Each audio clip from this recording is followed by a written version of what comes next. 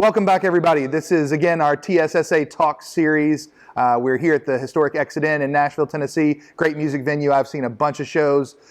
People sitting up on this stage kind of gives me a little bit of the goosebumps. Another thing that gives me goosebumps is when I get a chance to sit down with a U.S. Soccer Hall of Famer and somebody who rolls his sleeves up and comes to work on the front lines of making soccer better in our city, in our state, in our country. There's a lot of people that sit maybe in different buildings and have ideas and have theories. But Desmond, I think that's one of the things as we talk now about that transition from you and some of the things at the end of your playing career and now into your coaching career. That's one of the things I haven't seen a ton of people do. A lot of people have ideas and have theories, but not a lot of people have really experienced things in a way that you have. So if you could you tell me about, you mentioned you got your coaching license as a pro, which is a quicker path, and it should be. Our pros should be able to get a quicker path than someone who didn't play as a professional. But you got an opportunity in camp with the national team before the '94 World Cup was chosen, selected. You got your coaching license. So we come out of that process. You're now deciding, I don't want to chase this anymore at a playing career. I want to focus on my family. I want to focus on my quality of life.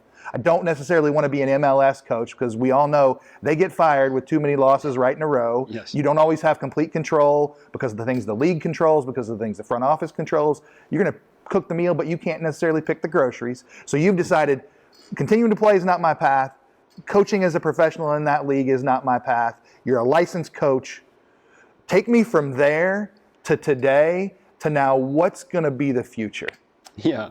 Yeah, it was a decision I had to make in regards to, from a professional perspective, do I really want to do that? And I decided no, and I said, okay, well, I have this license, how do I utilize it?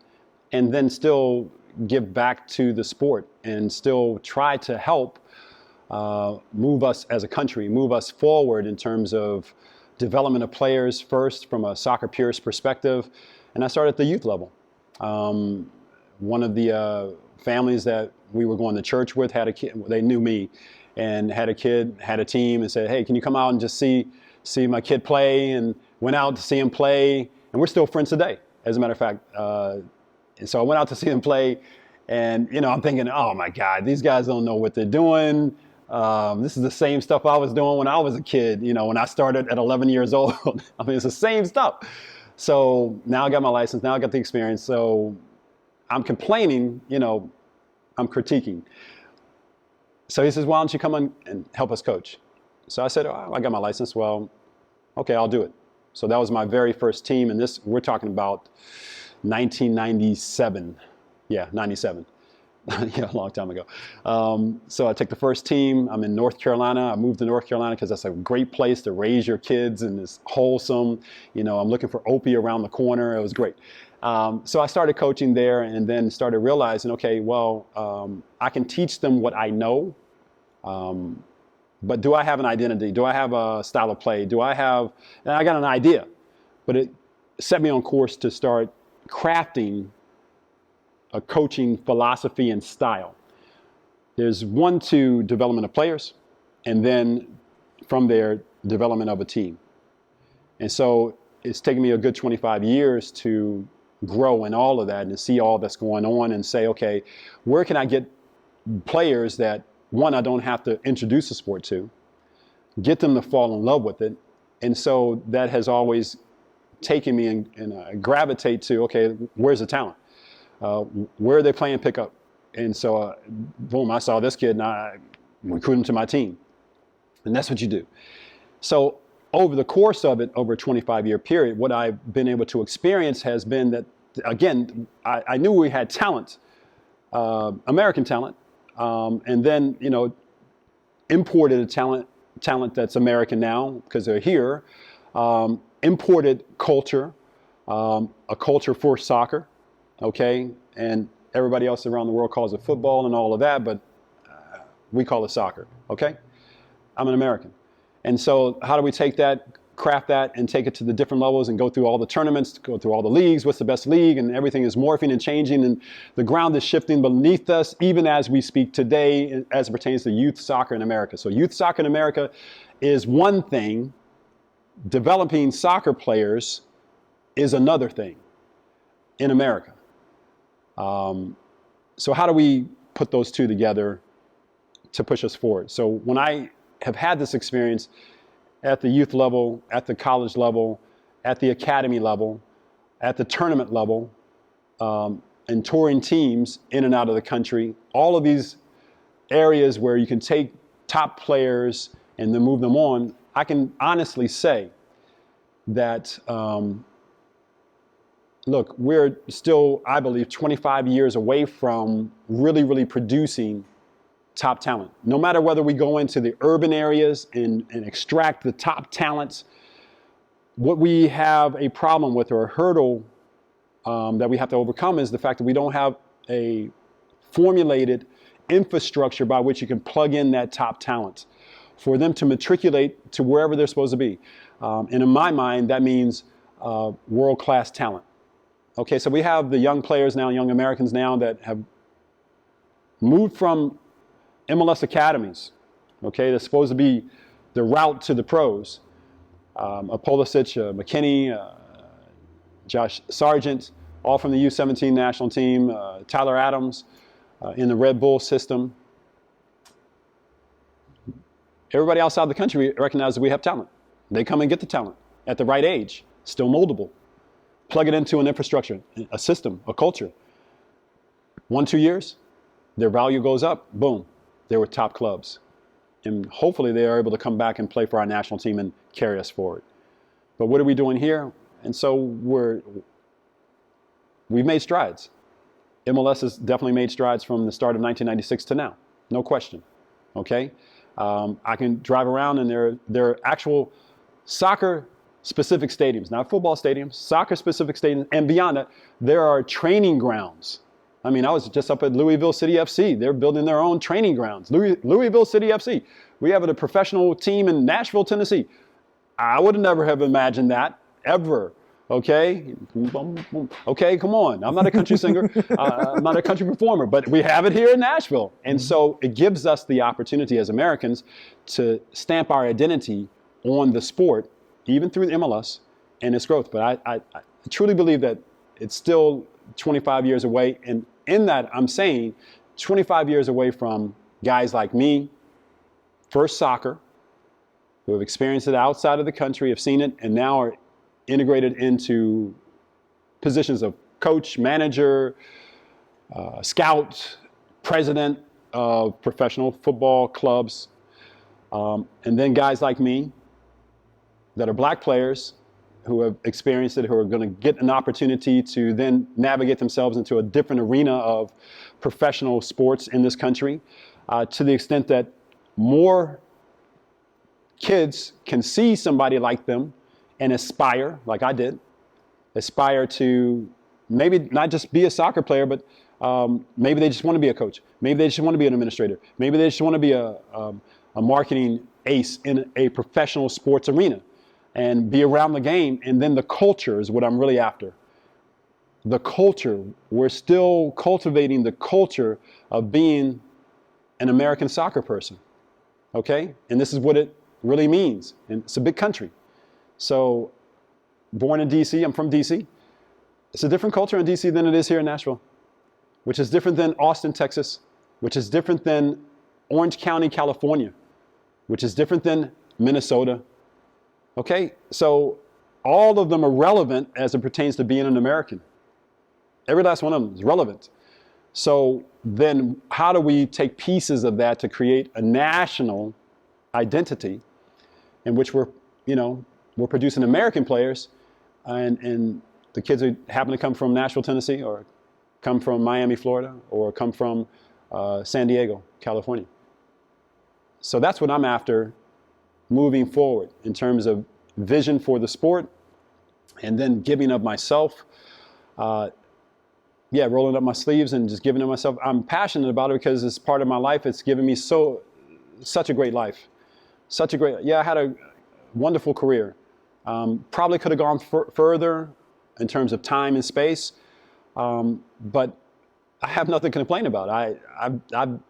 I've exceeded what my possibilities were supposed to be coming out of Southeast DC. Okay, really. I've exceeded from Wheaton, Maryland. I've exceeded from Columbia, Maryland. I've exceeded what my life was supposed to be, having gone through and using soccer. And so my preaching, by way of passion, has always been that, look, one, your heart can take you further than your talent. That's the first thing. Because I was not the most talented guy, but I made it further than all of those guys that were before me. And then two, hey, use soccer as a tool to go where you need to go. And so I hope to help people experience that. And I'm talking about, fans in the stadium. Okay, this is how we do it.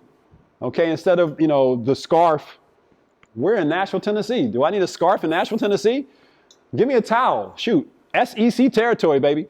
Boom, whip it. All right. Chants. Why am I chanting like the dudes over in England or Germany or whatnot? Let me get some songs. Give me a country song and I'm going to add some words to it. Okay, that's American. It's part of the whole, global culture of soccer and everything, but it's American. Okay, let's do that. Make it entertaining. So the experience is, look, for years, soccer's boring. Soccer, they only score one goal. It's boring. It's boring. Yeah, it was. I couldn't watch it either. So, okay, I'm just being honest with you. Okay, so my thing is, okay, how do we make it entertaining? How do we come into the framework of the next 25 years? Okay, this is the place to be, baby. You want to be here. Not, don't get me wrong. Atlanta United and Seattle. Okay, that's great. You got 55,000 people in the stadium and they're beating the drum and everybody's looking like they're doing what they think they're supposed to be doing. Okay, I give you that. What I'm talking about is really, really having a culture. We know why we're here. I got my towel. Whoop, whoop, this is how we do it. Okay, this is how we do it. All right, this is Americans, and we're not trying to imitate anybody else. We're Americans. Okay, here are the songs. I'm gonna put a marching band out there. Forget the cheerleaders. We're going marching band, baby. Okay, marching band. I'm going step team. Okay, it's gonna be exciting. Did you see the step team? Did you see the marching band? I'm talking about all things American. Okay, I'm talking about all things. Country singers, bring them on out. Let's do it. Okay, honky tonk, right there at halftime. Halftime, baby, halftime. It's not my thing, but it's American. I'm in. That's where I'm going. That's what I feel we need to do in the next 25 years. So as I hear you say it, to me it sounds like a focus on building organically, authentic for our own culture. And that's going to be different in Nashville than it's going to be with the new MLS team in Austin. It's going to be different than the new, teams that's going to come in St. Louis. It's going to be different than the team that's been in LA for 20 years. Yep. It's going to be different all the way around. But if it could be organic and if it could be authentic, it will help to continue to grow our sport to where we are. So that, we have to, I think, always remember to pay attention. You've mentioned him several times today. Just within the last year, we lost Jimmy Banks. I mean our soccer community. Yeah. There's a guy, one of your contemporaries, who he's come up organically through this conversation a couple of times. We've lost him. We're starting to have some of those voices that, if we're not careful, we lose what those voices were. And so I think it's really important that we pay attention to and we learn from. You're not sitting here today. You've had some big ups and some frustrating, really big disappointments in this game. But you're not sitting here saying, woe is me, the sky is falling, it's the end of the world. You recognize, and you pointed out very eloquently today, all the ways this game has grown since you got exposed to it, got introduced to it in the early 1970s to now where we are today. And that's a credit. We recognize how far we've come, but how far do we have left to go? And what are the steps that we can take to make sure we're bringing all of us along with us? Because right now, it seems to me, from some of the things you've pointed out and from some of the things that are going on, you mentioned early when we started, the shifting landscape, even today under our feet, we still don't have everybody on board. We still don't have everybody feeling welcome. And that's one of the real reasons for this series. This comes from our heart at Tennessee Soccer to say, we want that. We want to have everybody feel like they can come and feel welcome in our game. Ultimately, through a tumultuous start to soccer, you came and felt welcomed. Maybe not at every single step along the way, but you felt welcomed, and soccer has brought light to your life. I don't want to put words in your mouth. Would you agree with that? I would agree. Yeah, wholeheartedly. And so, the quest for TSSA and every state association and every organization that's offering soccer, how do we get people engaged that there are less barriers? And so the financial barrier is the issue, not just for soccer, but just for youth sports in America, just quite honestly. And so we are encountering the same thing as other sports. So how can we in soccer alter that such that, hey, if the kid wants to play, like right here in Nashville, it's the same situation. Look, I'm on East Nashville, Antioch side of town. We have a professional team here, okay, and they have academy teams. There's talent, but that talent doesn't have the opportunity to drive across town to the suburbs to train every day, even though it is free at the academy. That talent does take the academy out. Regular soccer, that talent doesn't have the money to pay for registration, uniform, referee, field cost, tournament fee, okay? Gas to put in the car to drive to the other part of the state. Yeah, food, okay? Typically my guys, they pack their stuff, so we get there, we eat, okay, in the parking lot. They don't have that, and that's a reality. And so I'm not saying that everything should be carte blanche. What I'm saying is that it blocks people out just straight away. So we have to find ways around that, but there has to be some end result. So the end result might be, hey, you get involved now, we're helping, and you might get a scholarship. So you get the scholarship, like some of my kids, look, the family of 4, every last one of them, they're refugees, okay? Every last one of them is now in college. 2 out of the 4 played soccer with me. Okay? One of them has a scholarship in soccer. The rest are going to Tennessee Promise, going to school, and they're moving on. The oldest has moved on. And I have several others that through me, this is not tooting my horn, I'm just saying, just picking them up, carrying them, going to that tournament, and then getting them exposure and working with them on the high school level, boom, they have a scholarship. I've got 3 out the hopper right now, okay? I love that because soccer was used as a tool to take them somewhat further. So that's what we're looking at in terms of, and I'm passionate about this, okay, how do we bring it into other areas that enable them to have exposure to all that America has to offer? It's a great country. I've been all over the world. It's a great country, okay? We have our problems, but it's a great country. It's a great country.